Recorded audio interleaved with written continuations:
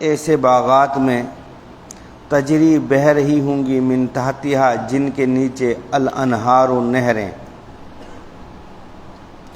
یحلون پہنائے جائیں گے وہ فیہا ان باغات میں من اساورا من ذہب سونے کے کنگن، ولؤلؤا اور موتی، ولباسہم اور ان کا لباس ہوگا فیہا ان باغات میں حریر ریشم کا،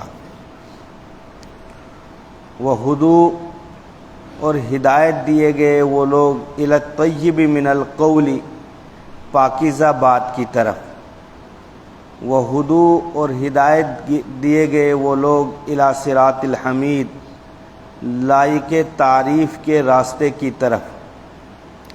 ان الذین کفروا بلا شبہ وہ لوگ جنہوں نے کفر کیا، ویصدون عن سبیل اللہ اور روکتے ہیں اللہ کے راستے سے، والمسجد الحرامی اور مسجد حرام سے، الذی جعلناہ للناس جس کو ہم نے بنایا ہے لوگوں کے لیے، سواء یکساں ہے اس میں، العاکف فیہ اس میں مقیم رہنے والا، والبادی اور باہر سے آنے والا، ومن یرید اور جو ارادہ کرتا ہے فیہ اس مسجد حرام میں بالحاد کج روی کا، بظلم ظلم کے ساتھ، نذقہ تو ہم اس کو چکھائیں گے من عذاب علیم دردناک عذاب۔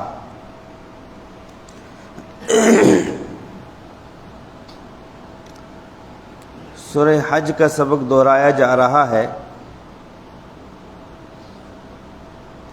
مختصراً کل کے سبق کا خلاصہ یہ تھا کہ رحمت عالم صلی اللہ علیہ وسلم کی بعثت ہوئی، آپ کو نبی بنایا گیا، تو آپ علیہ الصلاۃ والسلام اور ایمان والوں کے علاوہ سرزمین عرب میں اور بھی کچھ جماعتیں تھیں، یہودی تھے، صابئین تھے، نصارہ تھے، مجوس تھے اور مشرک تھے۔ آپ علیہ الصلاۃ والسلام نے مکی زندگی میں بھی دعوت دی اور مدنی زندگی بھی، یعنی آپ کی 23 سالہ زندگی قرآن کریم کے نزول کے مطابق اللہ رب العزت کی توحید کی دعوت میں مشغول رہی۔ تو دلائل کے اعتبار سے تو ایمان والوں کے علاوہ جتنے بھی اہل باطل ادیان تھے، تو دلائل کے اعتبار سے اسلام ان پر غالب آ گیا۔ اس آیت میں عملی فیصلے کو رب تعالیٰ بیان فرما رہے ہیں۔ دلائل کی دنیا میں اللہ اور اللہ کے رسول کا دین غالب، لیکن محشر قائم ہوگا، قیامت قائم ہوگی، تو قیامت کے دن عملی طور پر رب تعالیٰ ان کے درمیان فیصلہ فرمائیں گے۔ پھر رب تعالیٰ کی عبادت آسمان کی مخلوق، زمین کی مخلوق، وہ عقل رکھتی ہو یا عقل نہ رکھتی ہو، ہمیں سمجھ آتی ہو ان کی عبادت یا سمجھ میں نہ آتی ہو، کہتے تمام تر مخلوق خدا رب کی عبادت کرتی ہے، اور بہت سارے لوگ بھی، لوگوں میں کثیر جماعت ایسی ہے کہ وہ نافرمانی کرتی ہے تو رب کے عذاب کا مستحق بنتے ہیں۔ کہتے ہیں اللہ رب العزت کی عبادت کرنا، یہ اللہ اس کو نوازتا، اللہ اس کا اکرام کرتا ہے۔ اللہ کی عبادت نہ کرنا گویا جو ہے رب تعالیٰ نے اس کی عبادت کو اور اس کو پسند نہیں کیا۔ پھر ان گروہوں میں فرق بیان کیا۔ ایمان والے ہوں گے تو ان کا ذکر آج کے سبق میں ہے، اور بے ایمان ہوں گے تو رب تعالیٰ نے فرمایا جہنم کے مستحق ہوں گے، آگ کے کپڑے پہنائے جائیں گے، کھولتا ہوا گرم پانی ان کے سروں پر انڈیلا جائے گا، جب وہ پئیں گے اور انڈیلا جائے گا ان کے اوپر تو اندر کا پورا سسٹم جو ہے باہر نکل آئے گا، چمڑی گر جائے گی، اور جہنم کے شعلے جب بلند ہونے لگیں گے تو ایک درجے میں ان کو لگے گا کہ ہم بھی اس شعلے کے ساتھ باہر آئیں گے، کچھ راحت محسوس کرنے لگیں گے، لیکن فرمایا کہ فرشتے جہنم کے ارد گرد ہوں گے، ان کے ہاتھ میں لوہے کے ہتھوڑے ہوں گے، جب وہ ارادہ کریں گے باہر نکلنے کا تو ہتھوڑوں سے مار کر پھر اپنے مقام تک پہنچائیں گے۔ ایمان والوں کو کیا ملے گا؟ آج کے سبق کی جو پہلی آیت تلاوت کی گئی اس میں ایمان والوں کا انجام ہے، لیکن یہ بات سمجھنے کی ہے، ایمان عمل کے بغیر قابل قبول نہیں اور عمل ایمان کے بغیر قابل قبول نہیں۔ انسان بھلے ہی کتنے ہی اچھے عمل کرے، عقیدہ نہیں ہے، ایمان نہیں ہے تو وہ عمل قابل قبول نہیں۔ علماء نے تو یہ بھی لکھا ہے، ایمان کے بعد بھی اگر شرائط نہیں پائی گئی تو ایمان تب بھی قابل قبول نہیں۔ سب سے پہلی شرط تو ہے ایمان ہو، تب عمل قابل قبول۔ دوسری شرط ہے اخلاص ہو، ریا نہ ہو، سمعت نہ ہو، شہرت حاصل کرنا مقصد نہ ہو، دنیاوی کوئی غرض مقصود نہ ہو، تو اخلاص ہو۔ اخلاص کی تشریح یوں کی جاتی ہے، اللہ کی محبت میں اللہ کے لیے کوئی عمل کیا جائے۔ تو پہلی شرط ایمان ہو، دوسری شرط اخلاص ہو، اور تیسری شرط اس عمل کے اپنانے میں اتباع سنت ہو۔ رسول رحمت صلی اللہ علیہ وسلم کا جو طریقہ اس عمل کے کرنے میں ہے یا اس عمل کے نہ کرنے میں ہے، تو رسول رحمت صلی اللہ علیہ وسلم کے طریقے پر اس عمل کو کیا جائے یا اس عمل کو ترک کیا جائے، چھوڑ دیا جائے، تو تب اتباع سنت ہوگی۔ تو ایمان لانے کے بعد بھی عمل قابل قبول نہیں جب تک نہ اخلاص ہو اور جب تک نہ اتباع سنت ہو۔ بہرحال ایمان قابل قبول نہیں ہے اعمال کے بغیر، اور اعمال قابل قبول نہیں ہے ایمان کے بغیر۔ ایمان کا عمل کے ساتھ اور عمل کا ایمان کے ساتھ دامن چولی کا ساتھ ہے۔ رب تعالیٰ نے ارشاد فرمایا کہ جو لوگ ایمان لائیں گے لیکن ساتھ ساتھ میں عمل صالح ہوں گے تو ان کو انعام کے طور پر جنت کے باغات دیے جائیں گے، ان کے نیچے نہریں بہہ رہی ہوں گی۔ اور انعام یحلون فیہا من اساور من ذہب، وہ قیامت وہ سونے کے کنگن پہنائے جائیں گے۔ زمانہ قدیم میں خاص کر عجمیوں کے ہاں یہ طریقہ کار ہوتا تھا کہ جس کو بادشاہت مل جاتی تھی اس کو کڑے اور کنگن پہنائے جاتے تھے، سونے کے اور چاندی کے۔ یہ اعزاز تھا، یہ احترام تھا۔ اسلام آیا تو اسلام نے یہ بیان فرمایا کہ نہ سونے کا استعمال کر سکتا ہے مرد، اور چاندی کا ایک خاص وزن کی انگوٹھی ہوگی اس کا تو استعمال کر سکتا ہے، اس کے علاوہ کوئی کڑا، کوئی چین اور دوسری چیز استعمال نہیں کر سکتا ہے، اور ریشم کا بھی استعمال نہیں کر سکتا ہے مسلمان آدمی۔ آپ علیہ الصلاۃ والسلام نے ایک موقع پر ایک ہاتھ میں سونے کا ٹکڑا اٹھایا اور دوسرے ہاتھ میں جو ہے ریشم کا ایک کپڑے کا ٹکڑا اٹھایا اور فرمایا ان اللہ حرمہما علی ذکور امتی، رب تعالیٰ نے میری امت کے مردوں پر ان دونوں چیزوں کو حرام کر دیا ہے، وَأَحَلَّهُمَا عَلَىٰ إِنَاسِ امتی، اور رب تعالیٰ نے میری امت کی خواتین پر، عورتوں پر اس کو حلال کیا۔ عورت سونے کا استعمال کر سکتی ہے، چاندی کا استعمال کر سکتی ہے بطور زیور کے، اور ان کے لیے ریشم کا استعمال بھی ہے، لیکن مردوں کے لیے دنیا میں نہ سونے کا استعمال ہے جائز، نہ چاندی کا استعمال جائز ہے سوائے انگوٹھی کے، اور وہ بھی ایک خاص وزن کی ہو، اور نہ ریشم کا استعمال جائز ہے۔ اللہ ارشاد فرماتے ہیں کہ جب جنتی جنت میں جانے لگ جائیں گے تو ان کو سونے کے کنگن پہنائے جائیں گے، اور ان سونے کے کنگنوں پر موتی جڑے ہوئے ہوں گے، اور ان کا لباس جو ہوگا جنت کا وہ ریشم کا لباس ہوگا۔ ایک تو وہاں بطور اعزاز کے ہوگا، اور وہاں جو ہے رواج ہی اس چیز کا ہوگا، تو وہ انوکھا محسوس نہیں ہوگا۔ لیکن دنیا میں یہ چیز نہیں ہوگی۔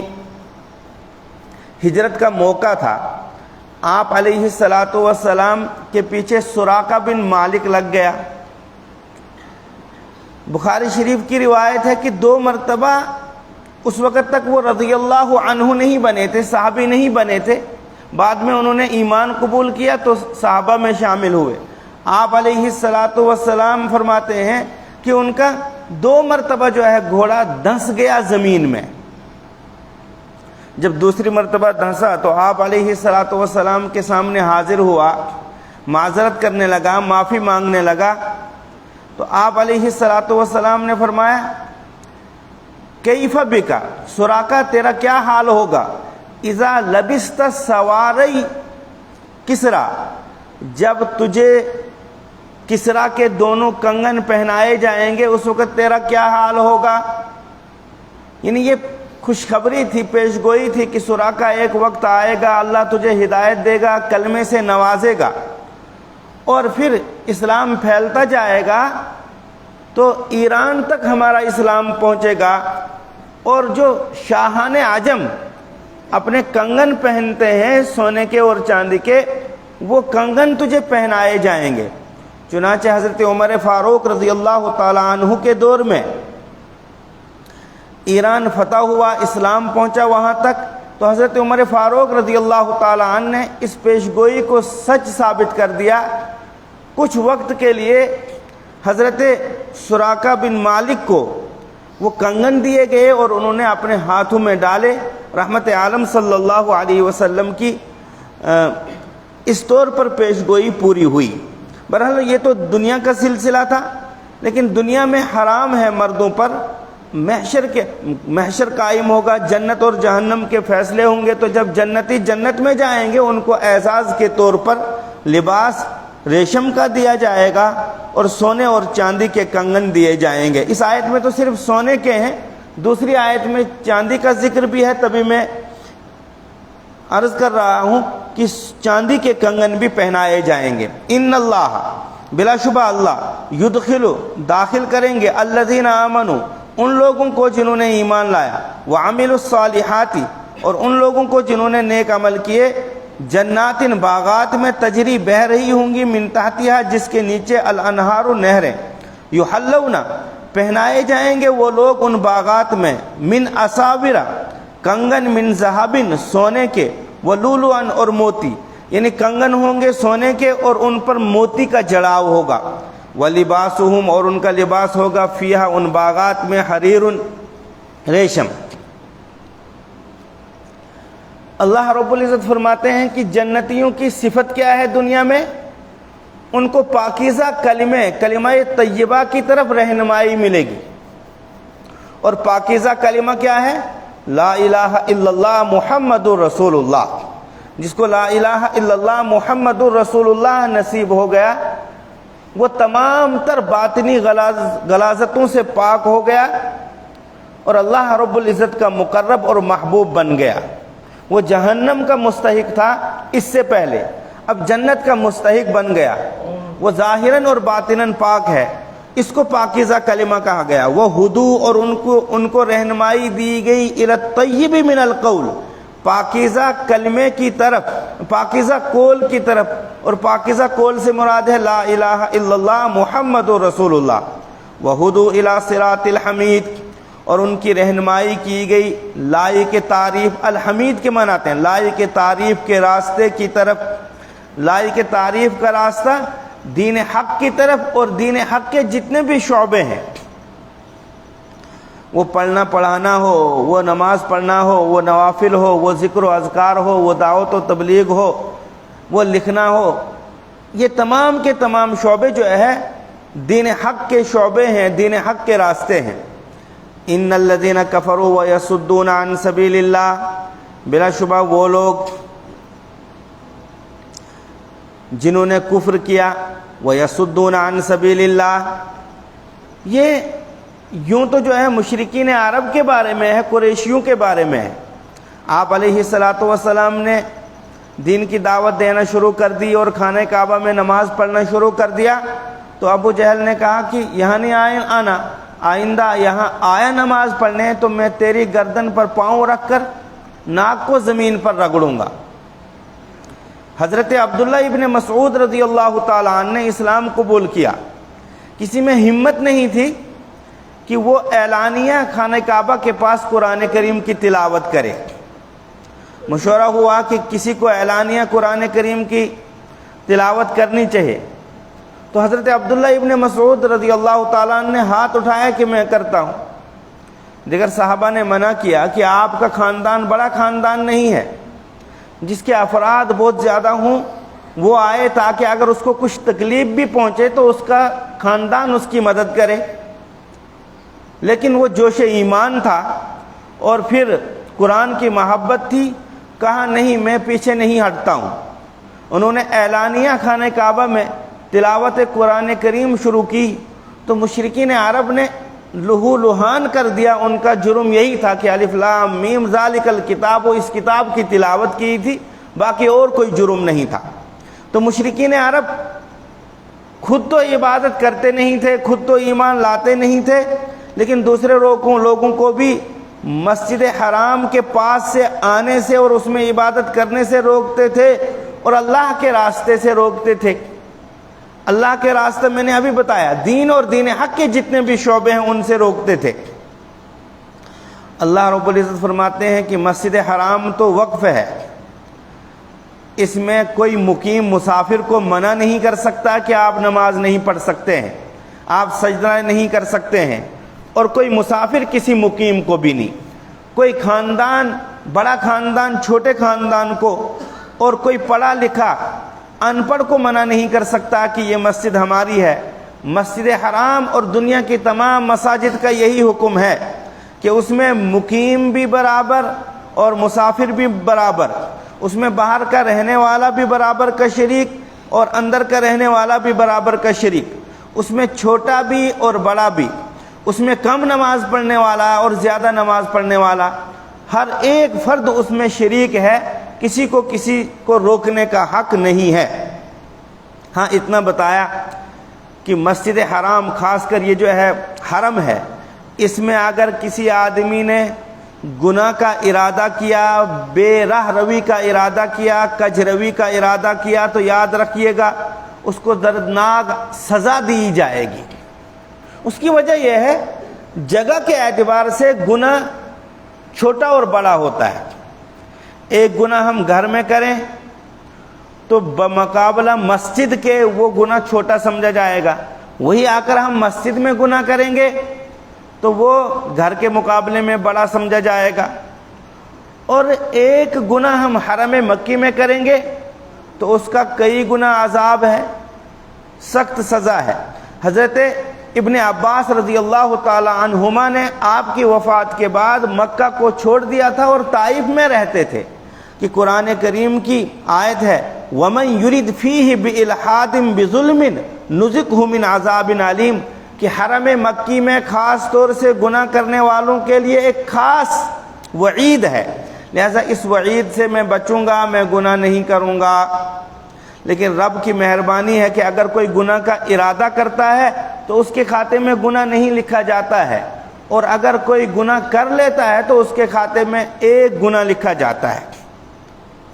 اور اگر نیکی کا ارادہ کرتا ہے تو ایک نیکی لکھی جاتی ہے، کر لیتا ہے تو 10 نیکیاں. من جاء بالحسنۃ فلہ عشر امثالها.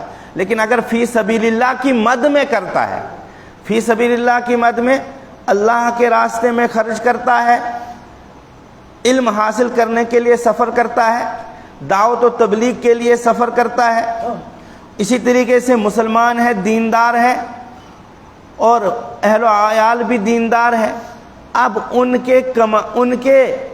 کا انتظام کرنے کے لیے صبح گھر سے وہ کمائی کے لیے نکلتا ہے تو کتنا مہربان ہے رب. حدیث شریف میں آتا ہے کہ اس کو بھی جو ہے 600 گنا 700 گنا سے ثواب شروع ہوتا ہے یعنی فی سبیل اللہ کی مد میں جو نیکی کی جاتی ہے، انسان نے نیکی کی تو اس کو 700 گنا ثواب ملتا ہے، اور زیادہ کتنا ملتا ہے؟ واللہ یضاعف لمن یشاء، اللہ بڑھاتا ہے اس آدمی کے لیے جس کے لیے چاہتا ہے۔ نیکی کرنا بہت آسان۔ حدیث شریف میں ہے، کسی نے پڑھا سبحان اللہ والحمد للہ ولا الہ الا اللہ واللہ اکبر، اس کو 10 نیکیاں ملیں گی، ایک صغیرہ گناہ مٹ جائے گا، ایک درجہ بلند ہوگا، اور جنت میں ایک درخت لگ جائے گا اس کے نام کا۔ تو نیکیاں کرنا آسان، لیکن اگر آدمی سمجھے، اور برائیوں سے رکنا آسان اگر کوشش کرے۔ ان الذین کفروا، بلا شبہ وہ لوگ جنہوں نے کفر کیا، ویصدون، اور روکتے ہیں، عن سبیل اللہ، اللہ کے راستے سے، والمسجد الحرام، اور مسجد حرام سے، الذی جعلناہ، جس مسجد حرام کو ہم نے بنایا، للناس، لوگوں کے لیے، سواء، یکساں ہیں اس میں، العاکف فیہ، مقیم رہنے والا، والبادی، اور باہر سے آنے والا، ومن یرد، اور جو ارادہ کرے گا، فیہ، اس میں، بالحاد، کجروی کا، بظلم، ظلم کے ساتھ، زیادتی کے ساتھ، نذقہ، تو ہم اس کو چکھائیں گے، من عذاب علیم، دردناک عذاب میں سے، ایسے آدمی کو سخت سزا ملے گی۔ علماء نے مسئلہ نکالا کہ اگر عام جگہ گناہ کرتا ہے تو اس کو کم گناہ ملے گا، کسی خاص مقام جو مبارک مقام ہے وہاں پر گناہ کرتا ہے تو اس کو زیادہ گناہ ملے گا۔ اللہ عمل کی توفیق عطا فرمائے۔ سبحان ربک رب العزت عما یصفون، وسلام علی المرسلین۔